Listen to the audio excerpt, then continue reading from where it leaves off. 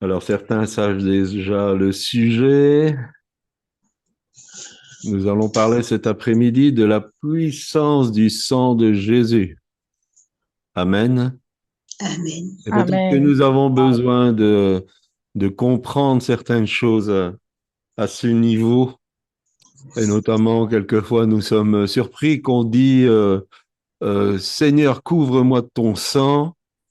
Et on a l'habitude de dire, si on n'est pas couvert par le sang de Jésus, on pourrait avoir aucune relation avec le Père. Donc, c'est fait. Et c'est ce que nous allons voir cet après-midi.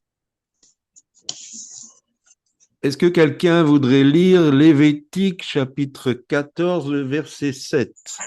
Nous lisons au nom de Jésus.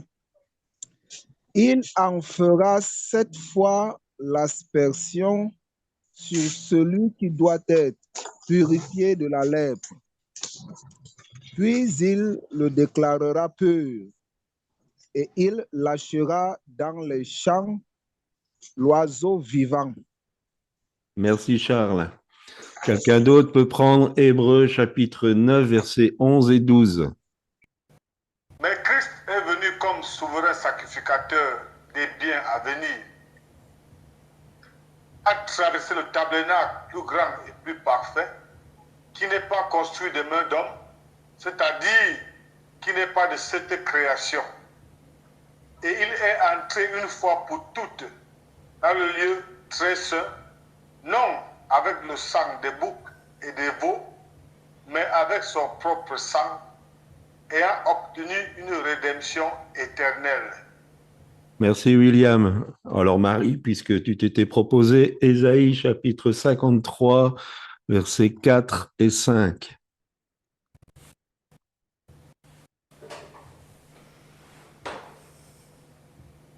Alors, je cherche Ésaïe 53. Oui, versets 4 et 5. Salut Laetitia qui est arrivée. Alors, Ésaïe 53, versets 4 et 5, c'est ça? Oui. Je lis la parole. Pourtant, ce sont nos souffrances qu'il a portées, c'est de nos douleurs qu'il s'est chargé. Et nous l'avons considéré comme puni, frappé par Dieu et humilié.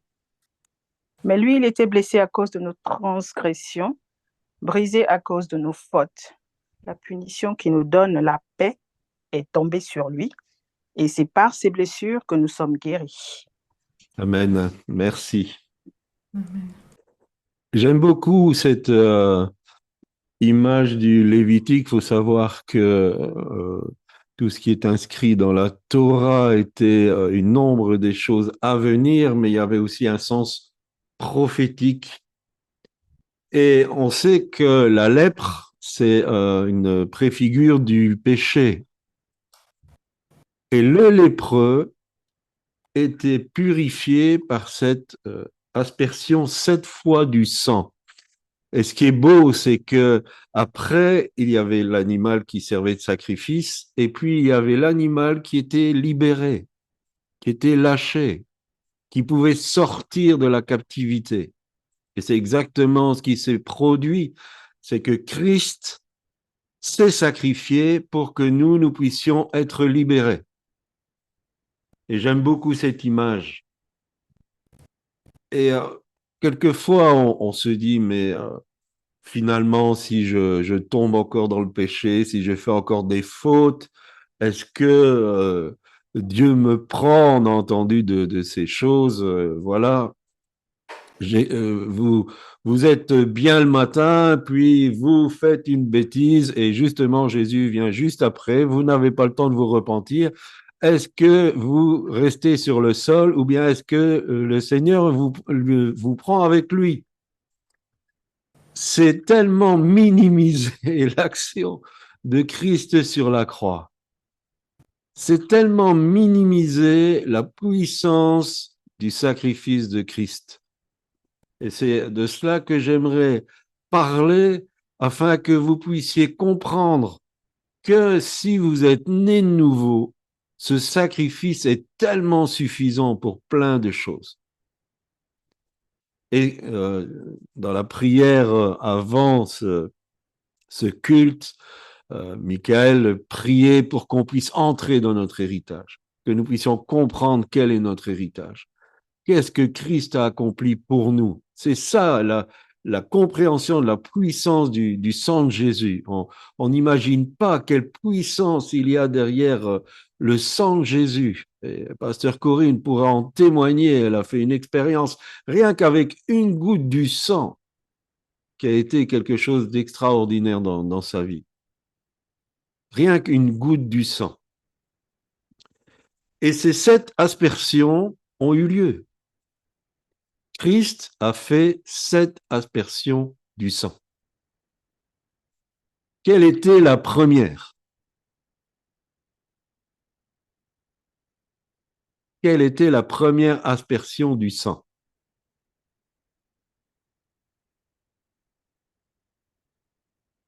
Est-ce que quelqu'un veut répondre? Quelle est la première fois où Christ a saigné? C'est peut-être plus facile. À la croix? Oui, mais à la croix, c'est Quand il vaste. priait, Mais Ah ça n'a non, pas... Ça en a fait, pas... Quand il ça a a pas- prié, La sueur de sang, la sueur de sang. Voilà, c'est Oui. Gethsémané. Gethsémane, oui. Gethsémané.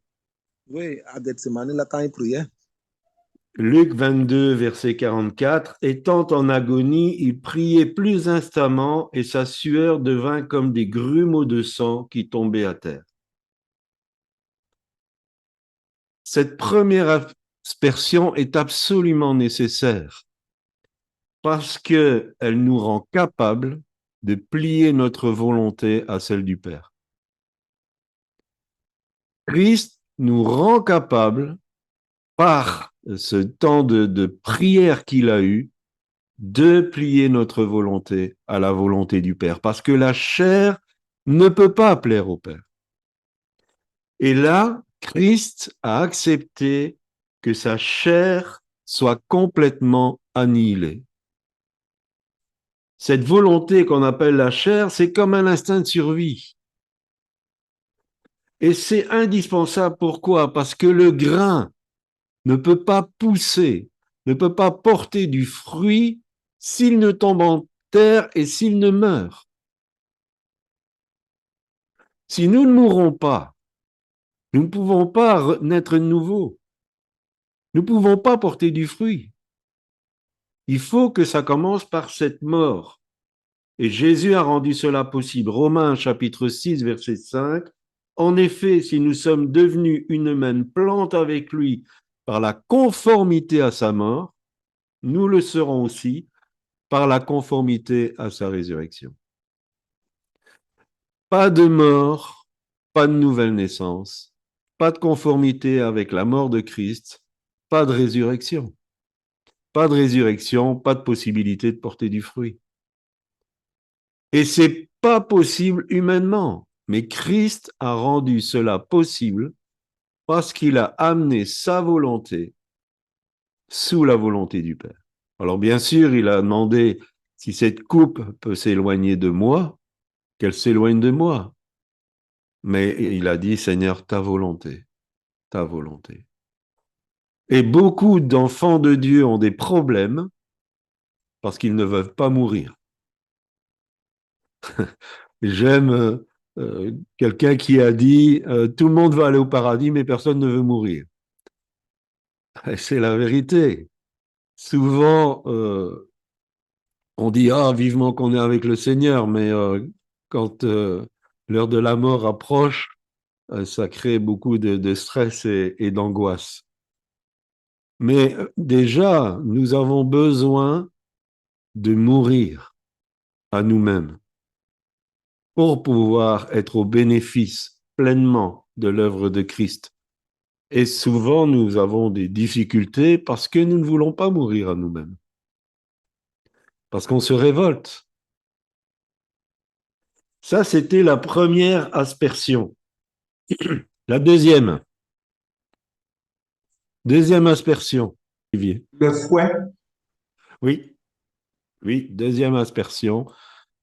Battu de verge, mais fouetté aussi. Psaume 129, verset 3. Des laboureurs ont labouré mon dos. ils y ont tracé de longs sillons. Vous savez que le dos, c'est l'endroit de la charge. Jésus a dit, venez à moi, vous tous qui êtes fatigués et chargés, et je vous donnerai du repos. Cette aspersion du sang est là pour nous décharger. Cette aspersion est là pour que nous puissions entrer dans le repos, que nous puissions être tranquilles, que nous puissions vivre dans cette liberté de l'Évangile. Cette aspersion enlève tout joug. Nous n'avons plus à porter de joug religieux. Ça nous libère de la loi. Ça nous libère de toutes les obligations. Cette aspersion nous rend libres. Comme cet oiseau qui était lâché. Il était libre. Et Dieu veut que nous soyons dans la liberté. Jésus a tout fait pour ça. C'est notre héritage d'être dans la liberté. Tout ce qu'il a dit, prenez mon joug à moi, le mien, sur vous. Mon fardeau, il est léger, très léger. C'est pas lourd, c'est pas pénible. Je vais éteindre parce que quelqu'un m'appelle. C'est pas lourd, c'est pas pénible. C'est léger et c'est le joug. En fait, le joug, c'est dire, c'est Jésus qui me dirige. Et je suis dans le repos. Je suis dans la tranquillité. Il a tout fait. Il a tout fait. Il a accompli la loi pour moi. Il a satisfait aux exigences du Père. Tout est fait. J'ai qu'à vivre dans cette liberté et cette tranquillité. Troisième aspersion.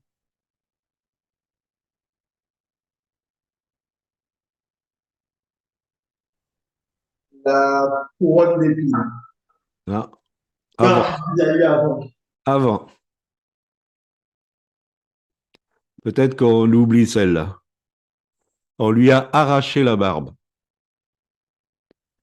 On lui a arraché la barbe. Ésaïe 50, verset 6. Mais joue à ceux qui m'arrachaient la barbe.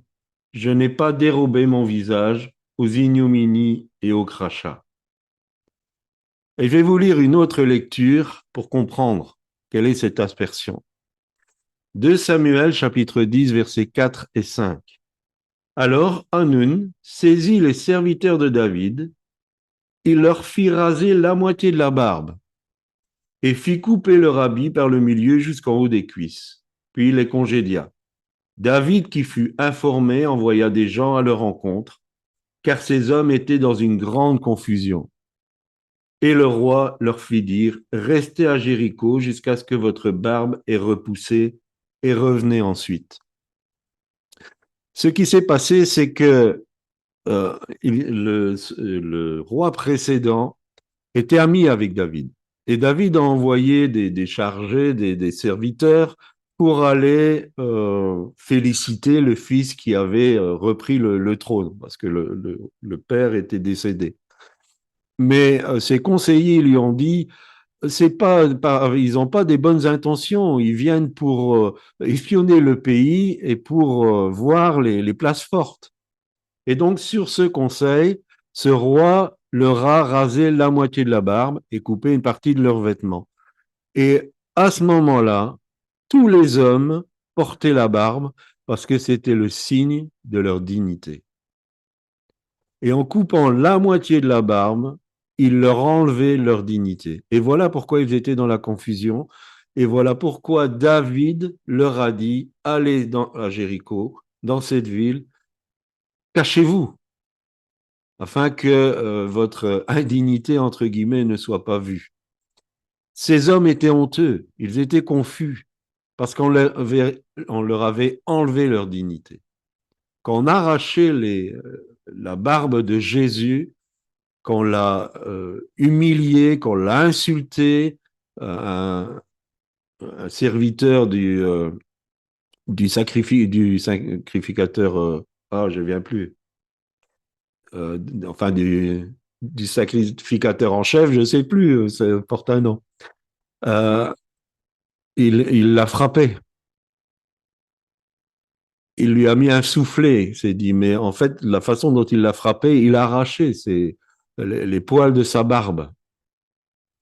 C'est que Jésus était vraiment humilié.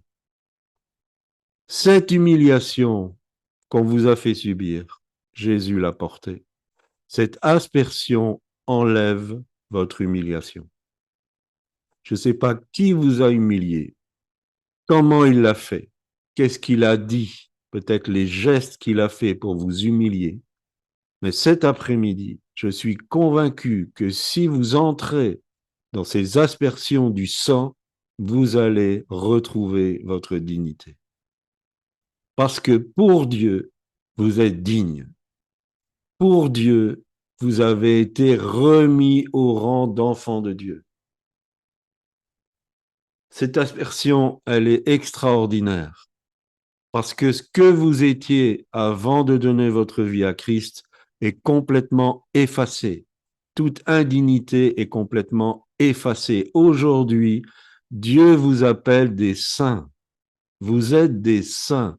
Vous êtes des gens mis à part. Comme nous le disons, vous avez été déclarés innocents. C'est plus que simplement pardonner de vos fautes. Vous avez été déclarés comme si vous n'avez jamais rien fait de mal. Vous êtes déclarés innocents. Vous avez toute dignité devant Dieu. Parce que par son sacrifice, Christ a fait cette aspersion. Quatrième aspersion, on y vient, la couronne d'épines. La couronne d'épines, Jean chapitre 19, verset 15.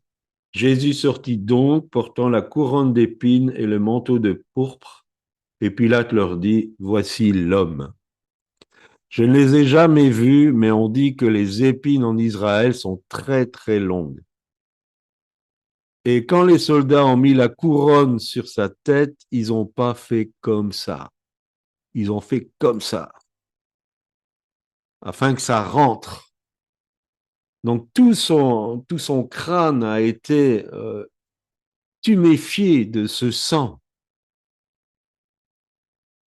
Vous savez ce qui a été crucifié là, ce qui a été enfoncé par les épines, c'est toutes nos mauvaises pensées. Tout ce qui se passe dans notre tête. Ces mauvaises pensées qui transpercent notre âme. L'angoisse qui nous étreint et qui nous brûle. Chaque aiguillon qui dit tu te prends pour qui? Les douleurs de nos souvenirs, l'oppression diabolique de la culpabilité, qui dit tu ne vaux rien. Chaque épine éteignait un trait enflammé du malin. Chaque épine éteignait une mauvaise pensée de destruction. Par cette aspersion, Dieu nous rend libres. Il rend libre notre monde de pensée. Il nous rend libres de toutes ces pensées destructrices. Tout ce qui se passe dans notre tête pour essayer de nous faire du mal, pour nous autodétruire. Cette aspersion, si nous l'acceptons, elle va libérer notre tête de toutes ces mauvaises choses. Amen. Cinquième aspersion. Alors, après la couronne d'épines.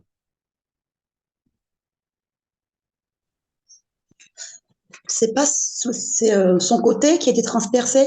Non, ça c'est la dernière. Les clous. Les clous, oui, mais où? Les pieds? Ah, Et ça c'est Les l'avant-dernière. Les mains. Les mains. Cinquième aspersion, donc on a tout, hein, on a les 7.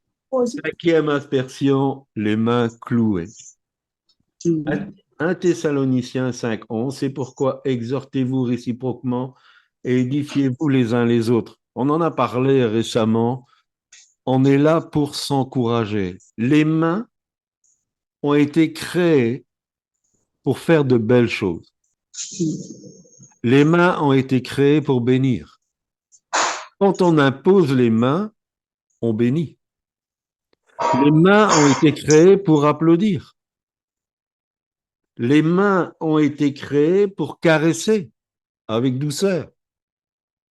Les mains ont été là pour sécuriser quelqu'un, que ce soit un enfant ou même quelquefois un adulte. Ça, c'est le but de la création des mains. Mais qu'est-ce que ces mains sont devenues? Elles sont devenues un instrument de violence, de méchanceté. Elles frappent, elles se lèvent en poing vengeur pour détruire les faibles, pour les humilier. C'est ces mains-là qui ont été clouées. Je ne sais pas quel a été le travail des mains dans votre vie. Je ne sais pas ces mains, qu'est-ce qu'elles ont fait. Est-ce qu'elles vous ont frappé? Est-ce qu'elles vous ont humilié? Est-ce qu'elles se sont levées contre vous en méchanceté? Mais ces mains-là ont été clouées. Cette aspersion vous libère de tout mauvais travail, vous libère afin que ce que vos mains produisent soit béni. Cette aspersion donne la bénédiction dans votre travail, dans votre activité. Ce que vos mains vont accomplir, ce sera la volonté de Dieu si vous êtes dans cette aspersion. Et vous verrez le fruit de votre travail. 6e aspersion, les pieds cloués aussi à la croix. Vous savez ce que représentent les pieds.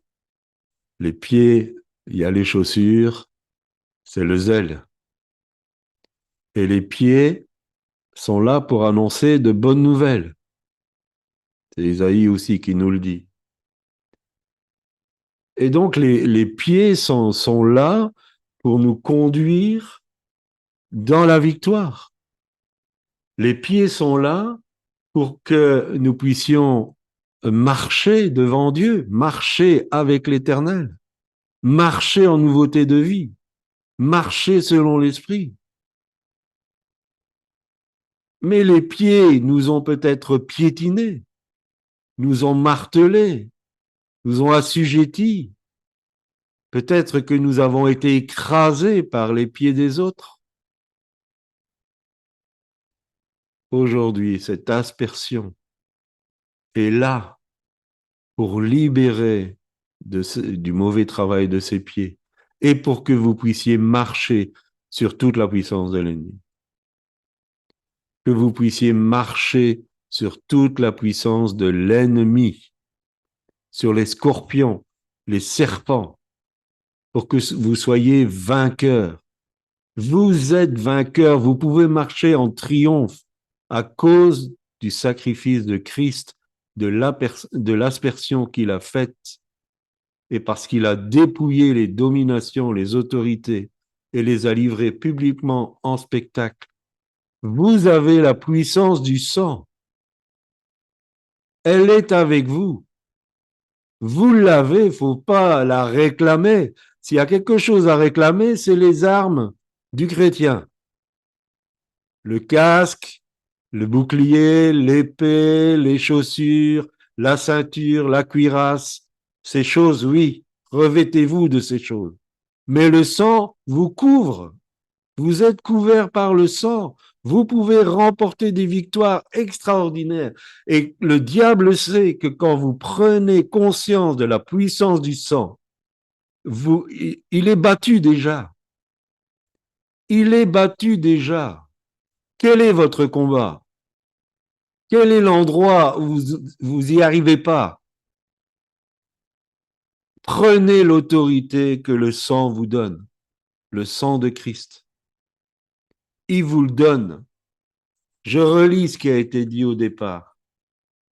Christ est venu comme souverain sacrificateur des biens à venir. Il a traversé le tabernacle plus grand et plus parfait qui n'est pas construit de main d'homme, c'est-à-dire qui n'est pas de cette création, Il est entré une fois pour toutes dans le lieu très saint, non avec le sang des boucs et des veaux, mais avec son propre sang, ayant obtenu une rédemption éternelle.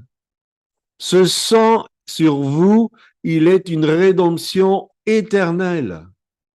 Il agit, il agira et il continuera d'agir tant que vous êtes en Christ. Tant que vous êtes en Christ. C'est votre héritage, c'est mon héritage. Et septième aspersion, c'est le côté percé. Jésus était déjà mort. Et quand la lance est entrée, Jean chapitre 19, verset 34, mais un des soldats lui perça le côté avec une lance, et aussitôt il sortit du sang et de l'eau. C'est un symptôme que le cœur de Christ a littéralement explosé. En médecine, on dit que le fait que le sang soit mélangé avec de l'eau, c'est que son cœur a explosé. Fini d'être enfermé. Souvenez-vous, si vous devez vous souvenir d'une image de cet après-midi, ces différentes aspersions font de vous un oiseau qui peut s'envoler, qui peut être libre, qui n'est plus dans le filet de l'oiseleur, qui n'est plus en cage. Fini d'être enfermé. Le cœur a explosé, il n'y a plus d'enfermement. Cette aspersion permet que vous n'êtes plus à l'étroit, vous n'avez plus à avoir le cœur serré. Vous êtes libre d'exprimer vos sentiments. Vous êtes dans la liberté de laisser de vos cœurs couler la vie et l'amour. Vous pouvez devenir ce fleuve d'eau vive qui jaillit sur les autres. Tout ce qui fait de nous que nous sommes un être unique et particulier. Vous êtes unique et particulier. Recréé à l'image de celui qui est parfait. Vous avez été recréé en Christ à l'image de celui qui est parfait. Cette image qui a été perdue par Adam, vous la retrouvez. Et vous êtes un être unique, particulier, avec des compétences, des talents, une destinée qui vous est propre. C'est pour vous. J'ai la mienne, Pasteur Corinne a la sienne. Chacun d'entre vous, vous avez cela. Vous êtes un joyau pour Dieu. Vous êtes ce qu'il a voulu. Quelquefois, certains ont eu leurs parents qui leur ont dit « Oh, tu sais, tu étais un accident. »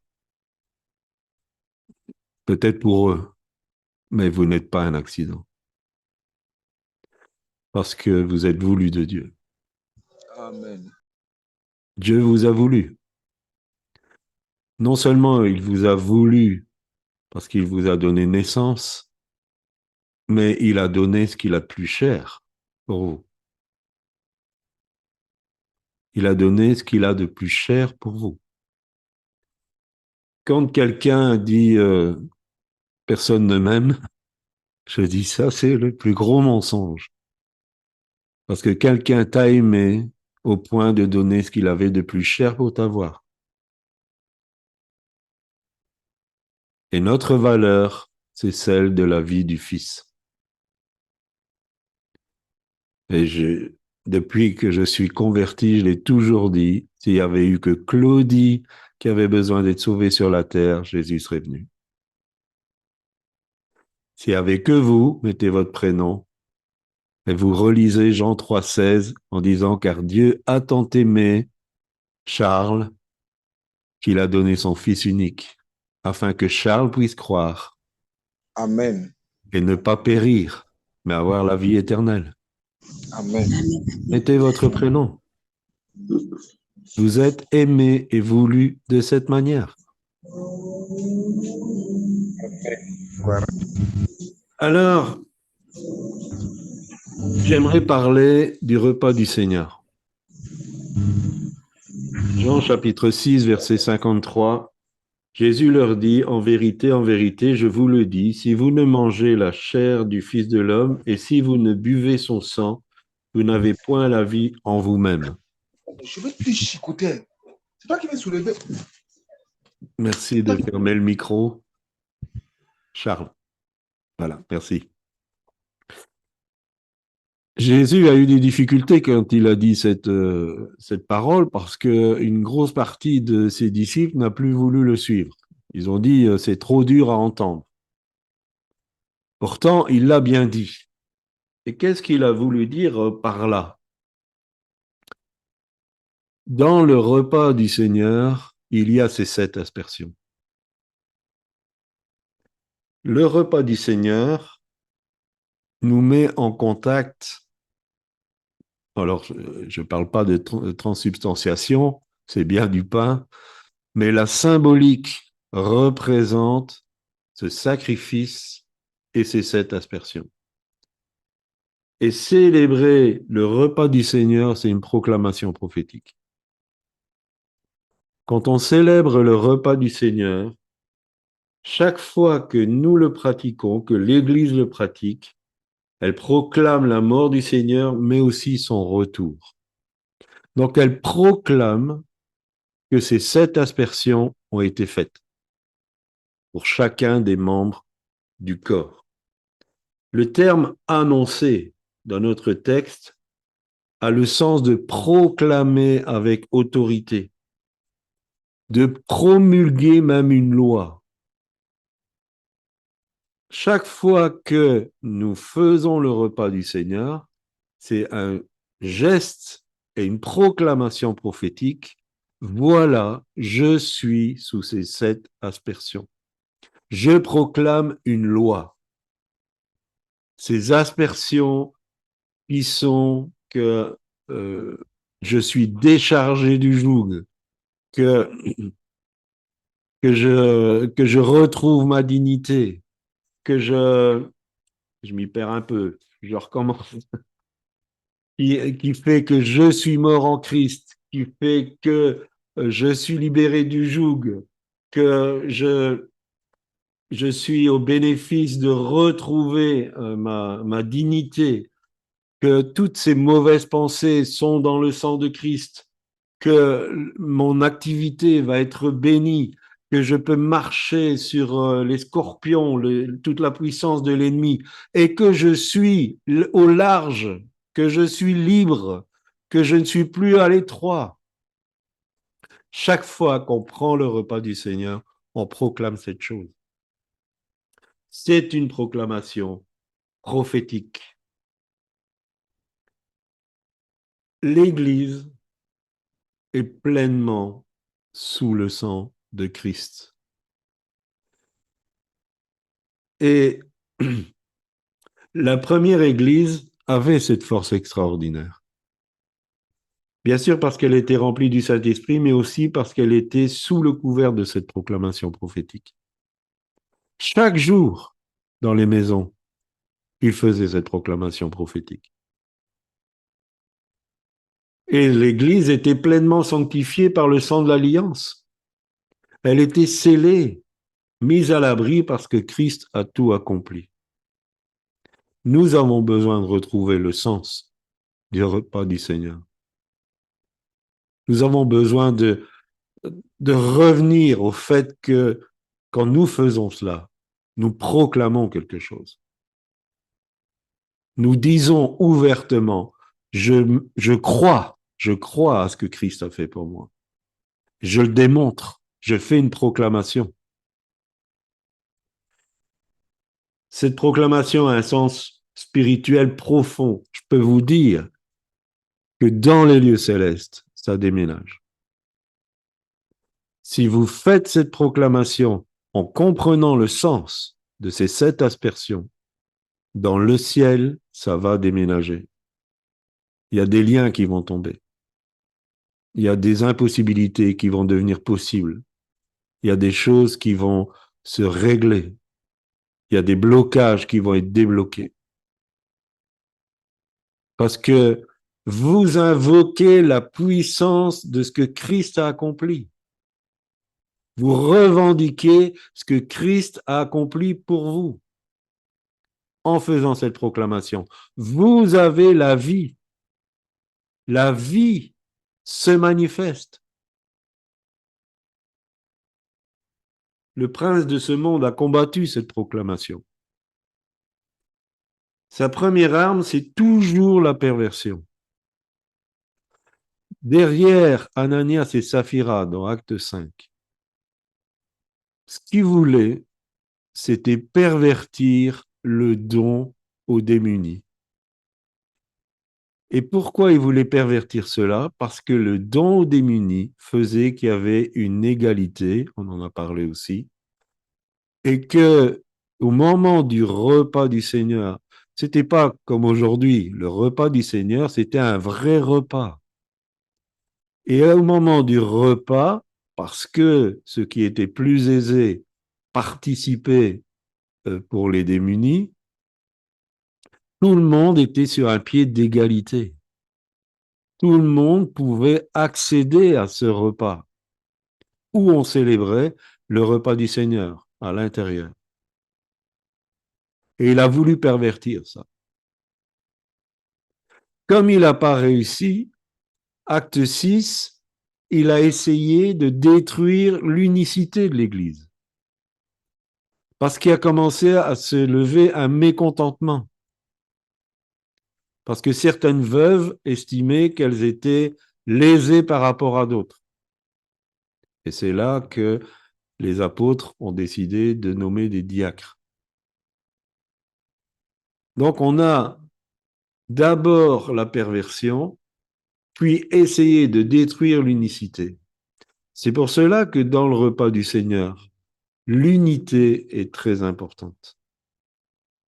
On ne peut pas proclamer prophétiquement ce que nous venons de dire si on n'est pas unis ensemble. Parce que l'Église est un.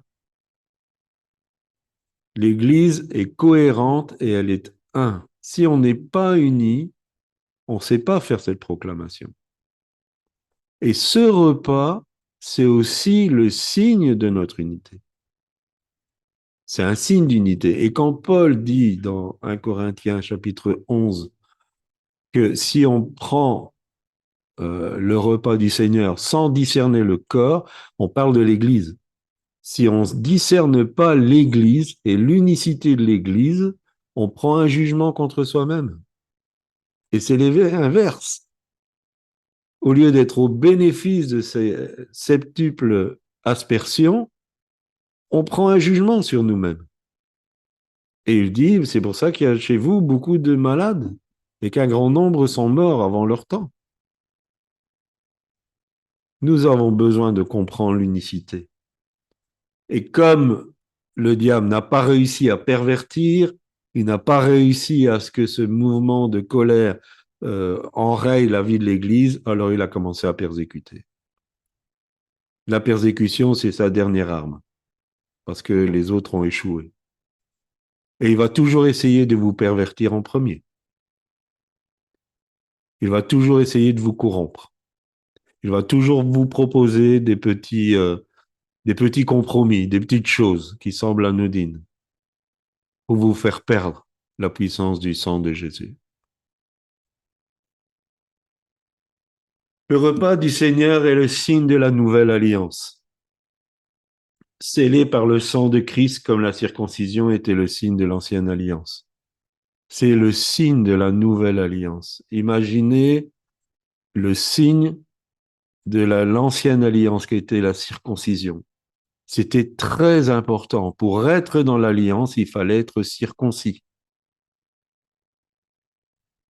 Aujourd'hui, pour être dans l'alliance, il faut prendre le repas du Seigneur. Celui qui ne boit pas mon sang n'a pas la vie en lui-même.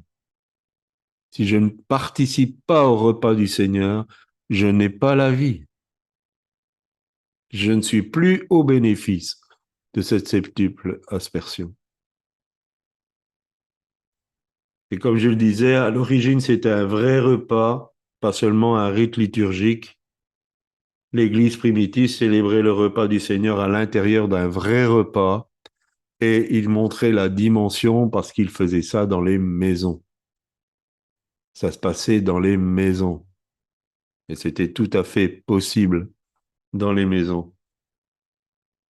Et l'accomplissement de ce signe est accompagné de promesses. Toutes les alliances entre Dieu et les hommes ont cette teneur. Un signe d'obéissance de la part de l'homme et les promesses de la part de Dieu. Alors, quelles sont ces promesses attachées à la mise en pratique du repas du Seigneur? Une vie de sanctification. Je vous invite à lire Jean chapitre 6 en entier quand vous en aurez l'opportunité. La vie éternelle et la vie de résurrection, c'est le verset 54. La position de demeurer en Christ avec toutes les implications que ce statut entraîne, c'est le verset 56. La guérison de nos maladies, la purification de nos péchés, la libération de la malédiction et la paix. Et je relis Ésaïe 53 dans une version plus moderne. Or, il supportait les maladies qui auraient dû nous atteindre. Il subissait la souffrance que nous méritions. Mais nous pensions que c'était Dieu qui le punissait ainsi, qui le frappait et l'humiliait.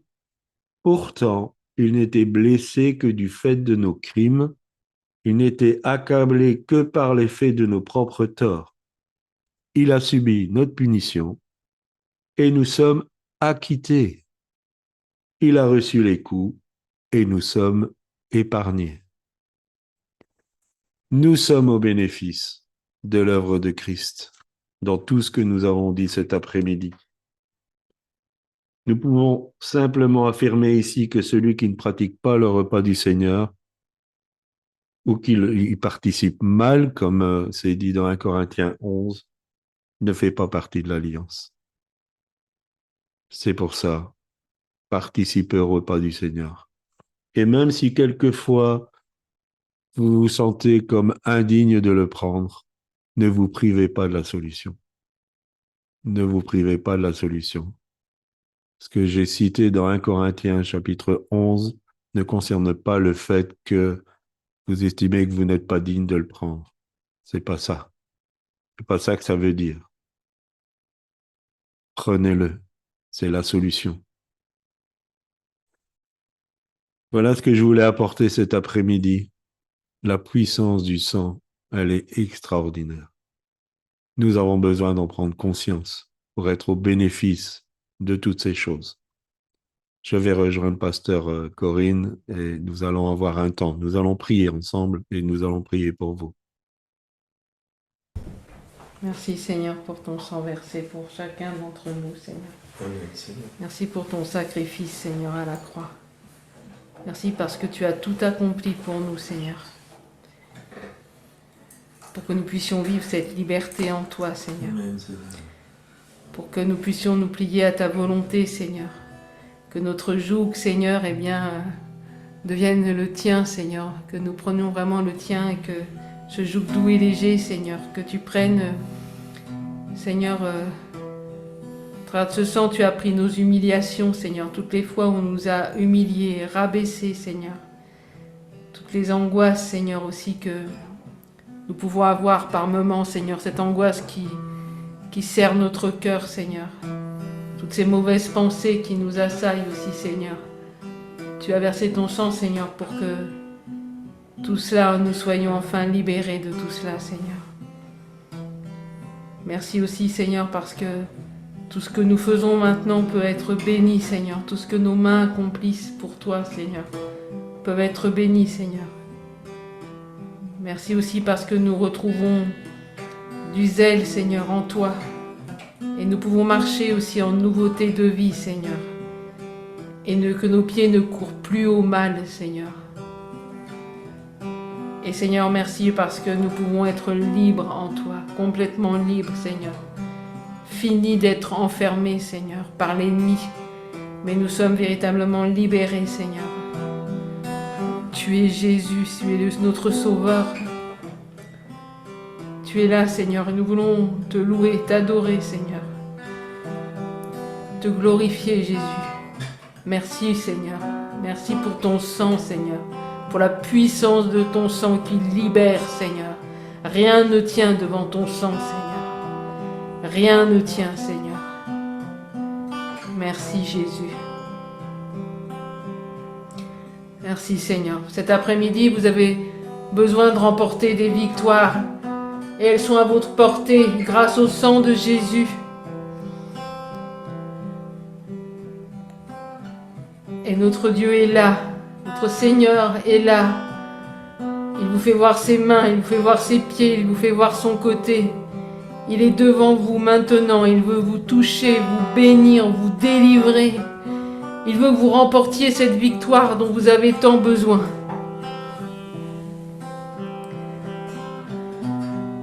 Merci, Seigneur.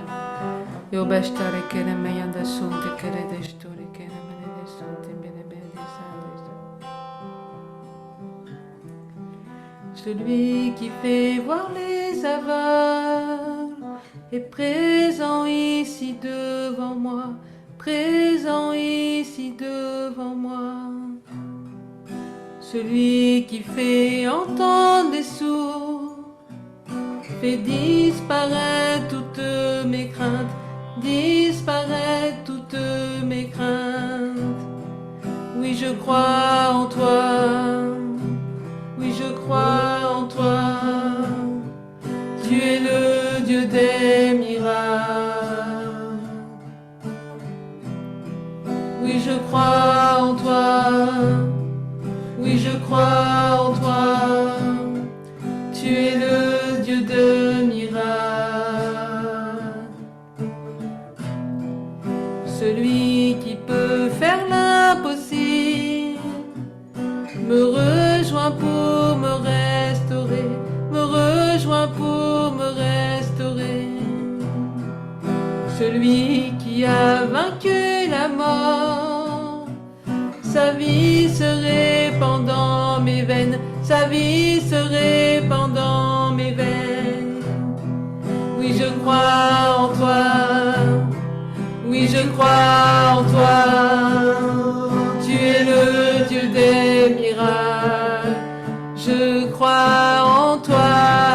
Oui, je crois en toi. Je crois. Oui, je crois en toi. Je crois. Tu es le Dieu des miracles. Le Dieu qui était et qui vient. La puissance du ressuscité.